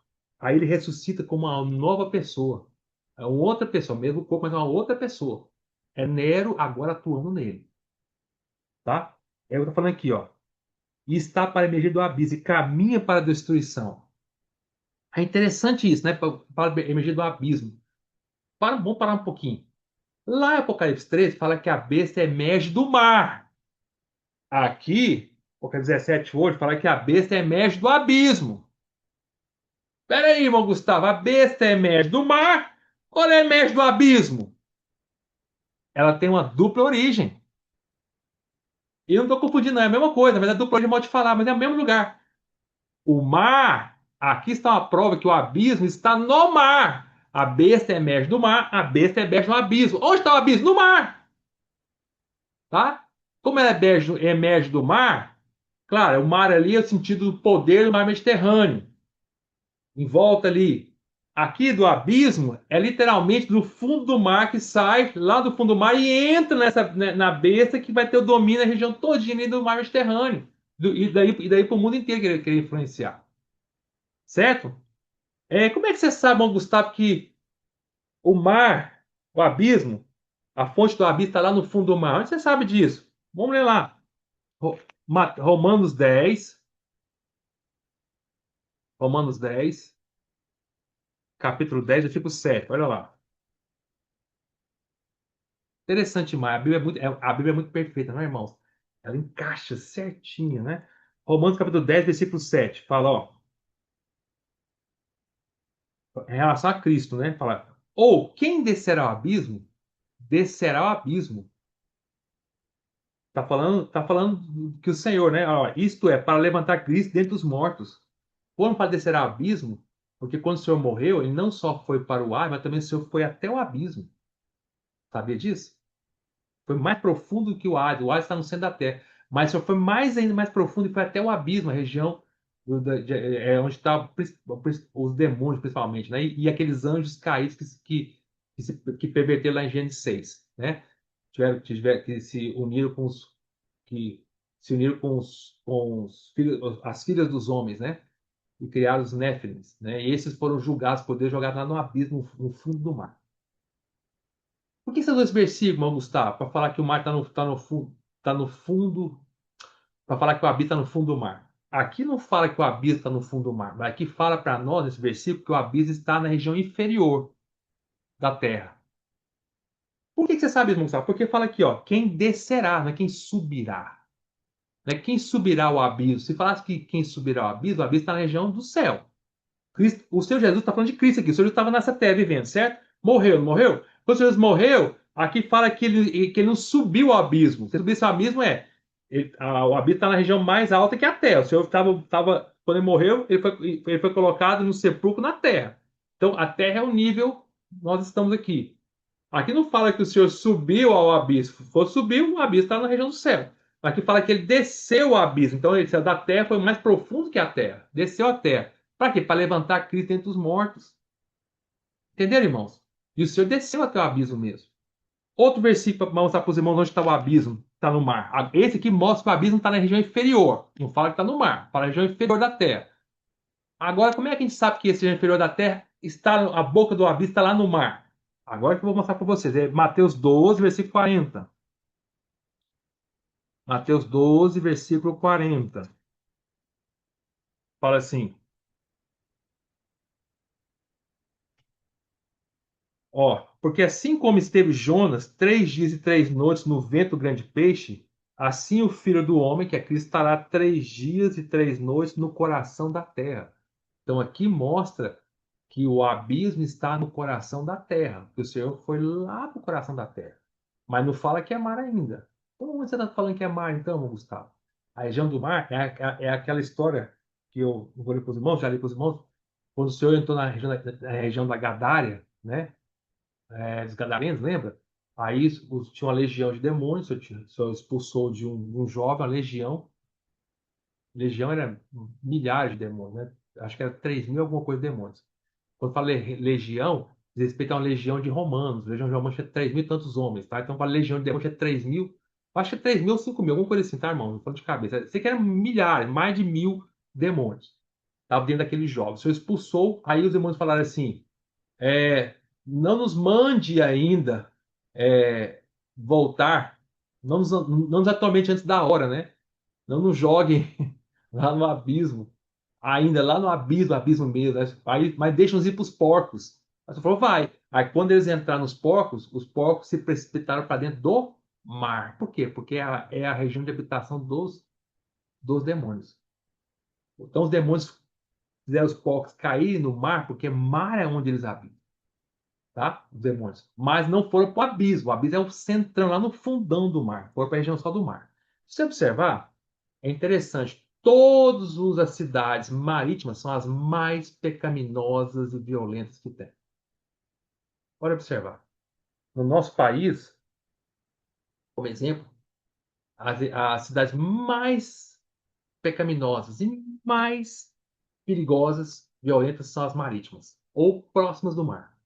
Observe para você ver. Rio de Janeiro, Salvador, João Pessoa, na época, foi muito perigoso. Vitória é muito perigoso. Mas observar, Fortaleza, super perigoso. Suas regiões marítimas. Santos teve uma época, Santos, teve uma época que Santos foi uma das regiões que tinha mais AIDS no país. Quando o AIDS começou, Santos era o lugar pior que tinha no país. Então, as regiões mais perigosas, vai para Porto Alegre para você ver como é que é Porto Alegre. Vai lá para você ver Porto Alegre. Né? Então, essas regiões são as regiões mais terríveis que tem. Muito bem, voltando. Então, explicado isso, tá? A dupla fonte. Vamos só para terminar essa só da dupla fonte, dupla origem da besta, né? Já li para vocês aqui 17:8. Ah, tá explicando as cabeças, né? Desculpe, né? Porque eu entrei nas fontes, tem que falar das cabeças, né? Porque as sete cabeças do dragão e as sete cabeças do anticristo são os sete Césares do Império Romano. Vamos terminar aqui, Apocalipse 17:8. Vamos lá. A besta que viste capítulo 17, versículo 8. A besta que viste e era e não é, está para meio do abismo e caminho para a destruição. E aqueles que habitam sobre a terra, cujos nomes não foram escritos no livro da vida, desde a fundação do mundo, se admirarão vendo a besta que era e não é, mais aparecerá. Por que se admirarão? Porque vão ver ela ressuscitando. Vão ver a besta que morreu ressuscitando. Quando eles ressuscitam, vão ficar admirados. E por que fala que vão se admirar vendo a besta que era e não é? Era porque eu te falei, quando Cristo morreu, ele era um. E não é porque ele ressuscitou, quando ele ressuscitou, aparece, né? Apareceu ressuscitado, ele não é o mesmo que era, tá? É outra pessoa. Porque recebeu o espírito que vem lá do abismo, tá? É o espírito de César Nero. Depois eu vou explicar porque é o espírito de César Nero. Mas vamos lá, versículo 9. Aqui está o sentido. Aqui está o sentido quem tem sabedoria. Aí, João deixa bem claro, para você entender isso, você precisa ter sabedoria. Usa sabedoria. Dois pontos. As sete cabeças são sete montes. Peraí, você não falou que são sete reis? Está falando aqui, nesse versículo especificamente, está falando sete montes, está falando da cidade de Roma, que foi edificada sobre sete montes. Mas vai explicar também que sete cabeças também são sete reis, quer ver? Ó? Nos quais a mulher está sentada. Quem é que está sentado sobre sete montes em Roma? Vaticano, Igreja Católica, que é a mulher, que é a meretriz.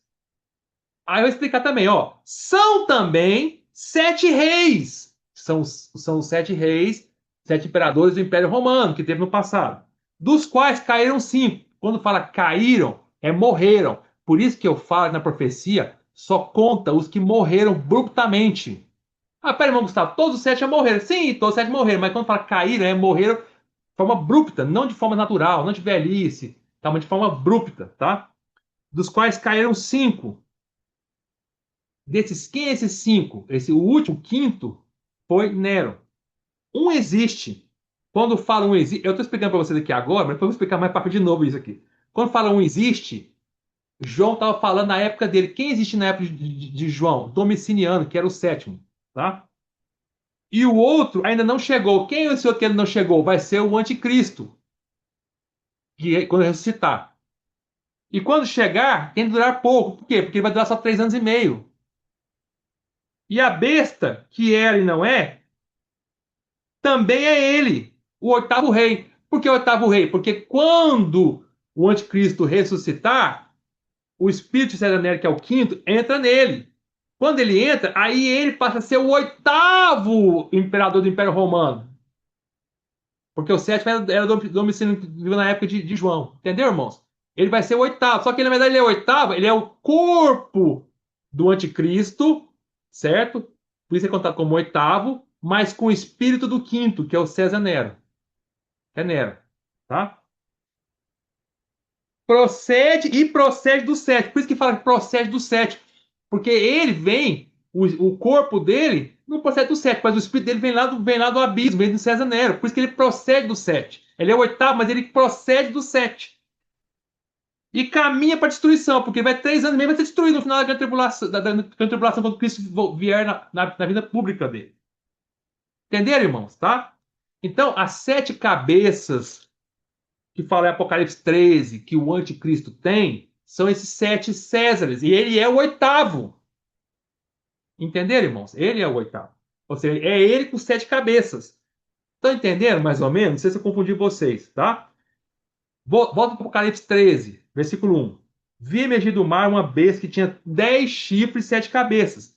7 cabeças, tem que usar a própria Bíblia. Está explicado na Apocalipse 17. São 7 imperadores, que é o mesmo descrição de Satanás. Também tem 7, dragão tem 7 cabeças, 7 imperadores.